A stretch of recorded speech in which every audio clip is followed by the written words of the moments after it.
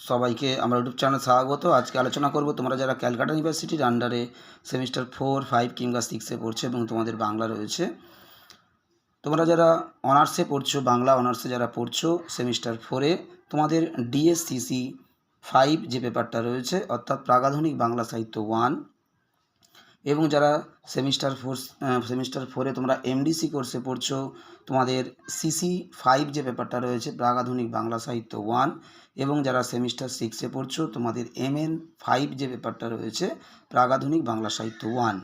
অর্থাৎ ডিএসসিসি 5 বা সিসি 5 কিংবা এমএন 5 এই তিনটেই কিন্তু একই পেপার, প্রাগাধুনিক বাংলা সাহিত্য 1। এই পেপার থেকে তোমাদের একটা গুরুত্বপূর্ণ বড় প্রশ্নের উত্তর আজকে ভিডিওতে দিচ্ছি, তোমরা প্রথম থেকে শেষ পর্যন্ত দেখতে থাকো। তোমাদের প্রশ্নটি হলো, মাথুরের সংজ্ঞা দাও। মাথুর পর্যায়ের পদ রচনায় শ্রেষ্ঠ পদকর্তার নাম কি? এবং তোমার পাঠ্য সেই পদকর্তার পদটি আলোচনা করো বা পদটির কাব্য সৌন্দর্য বিশ্লেষণ করো এবং কবির কৃতিত্ব আলোচনা করো। তোমাদের প্রথমেই মাথুরের সংজ্ঞা দেওয়া রয়েছে, এরপরে তোমাদের মাথুর পর্যায়ের পদ রচনায় শ্রেষ্ঠ পদকর্তা কে সেটা তোমাদের রয়েছে। এবার মাথুরের কিন্তু অনেকগুলো পদই রয়েছে, কারণ বিদ্যাপতি ছাড়া আরও পদকর্তা রয়েছে, তারাও কিন্তু মাথুর পর্যায়ের পদ রচনা করেছে। যেহেতু শ্রেষ্ঠ পদকর্তা তোমাদের বিদ্যাপতি, তাই শ্রেষ্ঠ পদকর্তার যে পদটি তোমাদের পাঠ্য রয়েছে সেই পদটি তোমাদের এখানে আলোচনা করে দেওয়া হয়েছে। তোমাদের সাধারণত প্রশ্নটা কিন্তু এমনভাবেই থাকবে যে শ্রেষ্ঠ পদকর্তার পদটি কিন্তু আলোচনা করতে হবে, না হলে প্রশ্নটা এমনও থাকতে পারে যে তোমার পাঠ্য একটি মাথুর পর্যায়ের পদ আলোচনা করো, সেক্ষেত্রেও তোমরা কিন্তু এই উত্তরটা ব্যবহার করতে পারবে, কারণ তোমাদের যে পদটি এখানে আলোচনা করে দেওয়া হয়েছে সেটা তোমাদের পাঠ্য রয়েছে। তাই মাথুর দিয়ে যে কোনো প্রশ্ন এলেই কিন্তু তার উত্তর এইটা হবে, তোমরা কিন্তু লিখতে পারবে।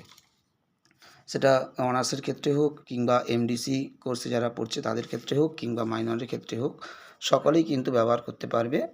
মাথুর দিয়ে তোমাদের প্রশ্নটা এলেই তোমরা কিন্তু ব্যবহার করতে পারবে। তোমাদের এই সিসি 5 কিংবা ডিএসসিসি 5 বা এমএন 5-এ তোমাদের একদম প্রথমে যে বৈষ্ণব পদাবলী রয়েছে, এই বৈষ্ণব পদাবলীতে কিন্তু সাধারণত 4টে বড় প্রশ্ন খুবই ইম্পর্টেন্ট, সেটা বিভিন্ন অনার্স কিংবা এমডিসি কোর্স কিংবা মাইনরে পরীক্ষাতে ঘুরিয়ে ফিরিয়ে আসে। প্রথম প্রশ্ন হলো, গৌরাঙ্গ বিষয়ক পদ ও গৌরচন্ডিকার মধ্যে পার্থক্য লেখো এবং তোমার পাঠ্য গৌরাঙ্গ বিষয়ক পদটি আলোচনা করো। এছাড়া তোমাদের এখান থেকে অভিসার, পূর্বরাগ এবং মাথুর, আমি কিন্তু প্রথমেই তোমাদের গৌরাঙ্গ বিষয়ক পদটি আলোচনা করে দিয়েছি, তোমাদের উত্তর কিন্তু আপলোড করা রয়েছে, এবং তারপরেই তোমাদের দিয়েছি পূর্বরাগ, তারপরে তোমাদের দিয়েছি অভিসার। আজকে তোমাদেরকে মাথুরের উত্তরটা কিন্তু আমি আপলোড করে দিলাম। তোমরা যেহেতু এই প্রশ্নের উত্তরটা মাইনর এবং সিসি পেপার যাদের রয়েছে, এমডিসি কোর্সে যারা পড়ছে সকলেই উত্তরটা যেহেতু ব্যবহার করবে, তাই উত্তরটা তুলনামূলক একটু ছোট রয়েছে। যারা অনার্সে পড়ছো তারাও তো উত্তরটা ব্যবহার করতে পারবে, তবে তোমরা যারা অনার্সে পড়ছো তোমরা যদি আরও বড় উত্তর পেতে চাও বা উত্তর তোমরা যদি আরও বাড়াতে চাও, তাহলে সবার শেষে পদকর্তার যে কৃতিত্বটা রয়েছে 1, 2, 3, 4 করে, তার আগে তোমরা কিন্তু আরও বিস্তারিত কিন্তু কিছু লাইন জুড়তে পারো, সেক্ষেত্রে কিংবা পদকর্তার কৃতিত্বে তোমরা আরও লাইন জুড়তে পারো।